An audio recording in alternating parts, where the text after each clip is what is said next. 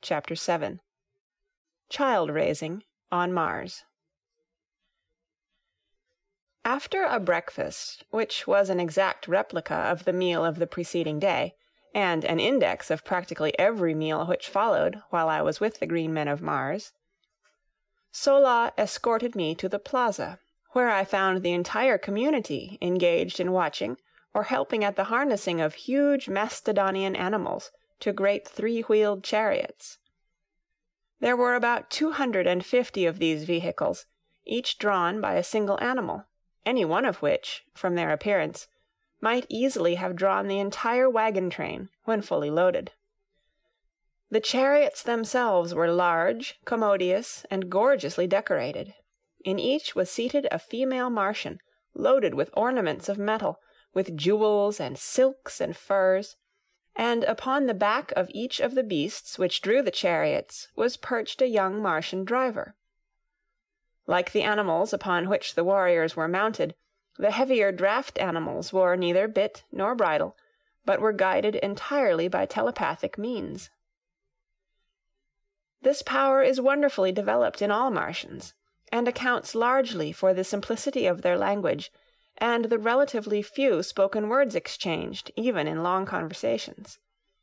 It is the universal language of Mars, through the medium of which the higher and lower animals of this world of paradoxes are able to communicate to a greater or lesser extent, depending upon the intellectual sphere of the species and the development of the individual. As the cavalcade took up the line of march in single file, Zola dragged me into an empty chariot, and we proceeded with the procession toward the point by which I had entered the city the day before. At the head of the caravan rode some 200 warriors, 5 abreast, and a like number brought up the rear, while 25 or 30 outriders flanked us on either side. Every one but myself, men, women, and children, were heavily armed, and at the tail of each chariot trotted a Martian hound, my own beast following closely behind ours. In fact, the faithful creature never left me voluntarily during the entire 10 years I spent on Mars. Our way led out across the little valley before the city, through the hills, and down into the Dead Sea bottom, which I had traversed on my journey from the incubator to the plaza. The incubator, as it proved, was the terminal point of our journey this day, and, as the entire cavalcade broke into a mad gallop as soon as we reached the level expanse of sea bottom, we were soon within sight of our goal. On reaching it, the chariots were parked with military precision on the 4 sides of the enclosure, and half a score of warriors, headed by the enormous chieftain, and including Tars Tarkas and several other lesser chiefs, dismounted and advanced toward it.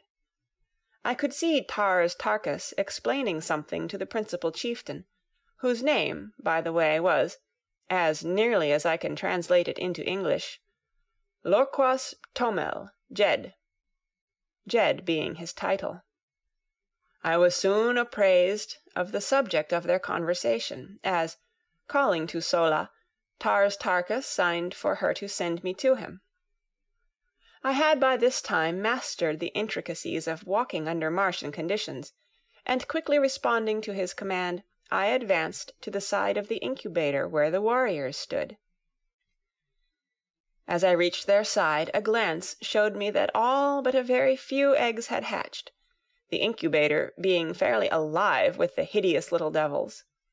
They ranged in height from 3 to 4 feet, and were moving restlessly about the enclosure, as though searching for food. As I came to a halt before him, Tars Tarkas pointed over the incubator and said, "Suck." I saw that he wanted me to repeat my performance of yesterday for the edification of Lorquas Ptomel, and, as I must confess that my prowess gave me no little satisfaction, I responded quickly, leaping entirely over the parked chariots on the far side of the incubator.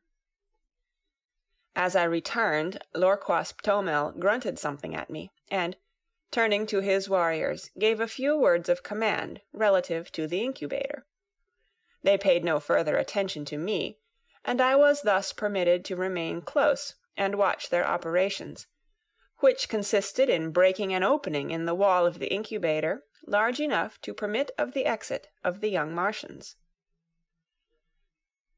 On either side of this opening the women and the younger Martians, both male and female, formed two solid walls leading out through the chariots and quite away into the plain beyond. Between these walls the little Martians scampered, wild as deer, being permitted to run the full length of the aisle, where they were captured one at a time by the women and older children, the last in the line capturing the first little one to reach the end of the gauntlet, her opposite in the line capturing the second, and so on, until all the little fellows had left the enclosure and been appropriated by some youth or female. As the women caught the young, they fell out of line, and returned to their respective chariots, while those who fell into the hands of the young men were later turned over to some of the women. I saw that the ceremony, if it could be dignified by such a name, was over, and, seeking out Sola, I found her in our chariot, with a hideous little creature held tightly in her arms. The work of rearing young, green Martians consists solely in teaching them to talk, and to use the weapons of warfare, with which they are loaded down from the very first year of their lives. Coming from eggs in which they have lain for 5 years, the period of incubation, they step forth into the world perfectly developed, except in size. Entirely unknown to their mothers, who, in turn, would have difficulty in pointing out the fathers with any degree of accuracy, they are the common children of the community, and their education devolves upon the females who chance to capture them as they leave the incubator. Their foster mothers may not even have had an egg in the incubator, as was the case with Sola, who had not commenced to lay, until less than a year before she became the mother of another woman's offspring. But this counts for little among the green Martians, as parental and filial love is as unknown to them as it is common among us. I believe this horrible system, which has been carried on for ages, is the direct cause of the loss of all the finer feelings and higher humanitarian instincts among these poor creatures. From birth they know no father or mother love. They know not the meaning of the word home. They are taught that they are only suffered to live until they can demonstrate by their physique and ferocity that they are fit to live. Should they prove deformed or defective in any way, they are promptly shot, nor do they see a tear shed for a single one of the many cruel hardships they pass through from earliest infancy.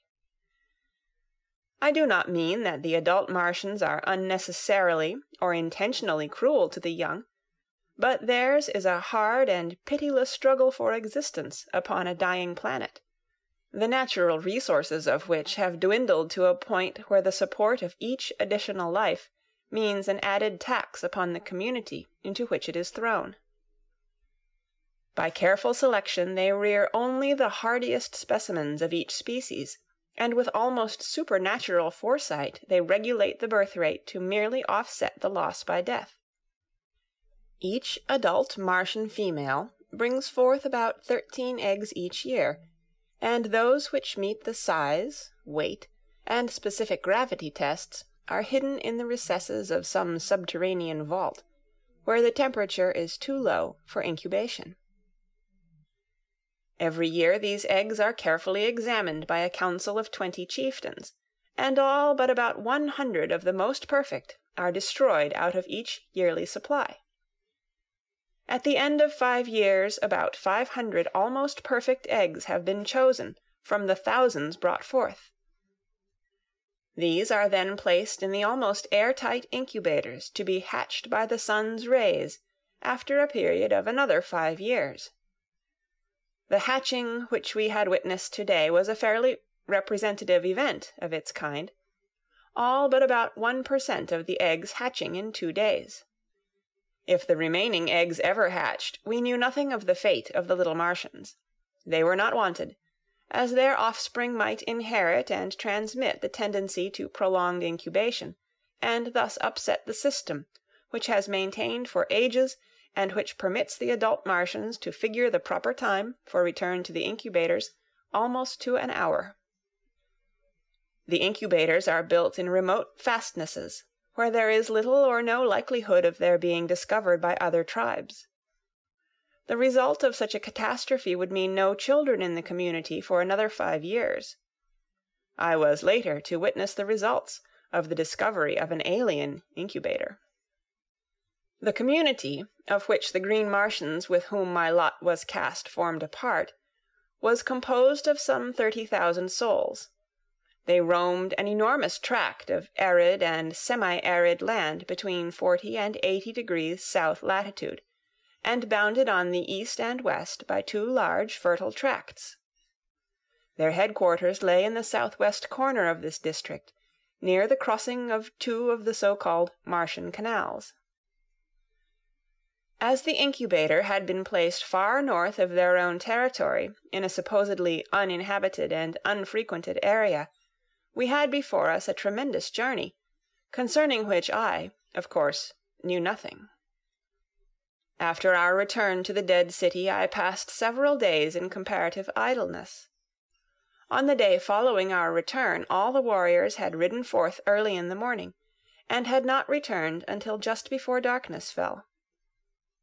As I later learned, they had been to the subterranean vaults in which the eggs were kept, and had transported them to the incubator, which they had then walled up for another 5 years, and which, in all probability, would not be visited again during that period. The vaults which hid the eggs until they were ready for the incubator were located many miles south of the incubator, and would be visited yearly by the council of 20 chieftains. Why they did not arrange to build their vaults and incubators nearer home has always been a mystery to me, and, like many other Martian mysteries, unsolved and unsolvable by earthly reasoning and customs. Sola's duties were now doubled, as she was compelled to care for the young Martian as well as for me, but neither one of us required much attention, and as we were both about equally advanced in Martian education, Sola took it upon herself to train us together. Her prize consisted in a male about 4 feet tall, very strong and physically perfect. Also he learned quickly, and we had considerable amusement, at least I did, over the keen rivalry we displayed. The Martian language, as I have said, is extremely simple, and in a week I could make all my wants known and understand nearly everything that was said to me. Likewise, under Sola's tutelage, I developed my telepathic powers, so that I shortly could sense practically everything that went on around me. What surprised Sola most in me was that, while I could catch telepathic messages easily from others, and often when they were not intended for me, no one could read a jot from my mind under any circumstances. At first this vexed me, but later I was very glad of it, as it gave me an undoubted advantage over the Martians. End of chapter 7.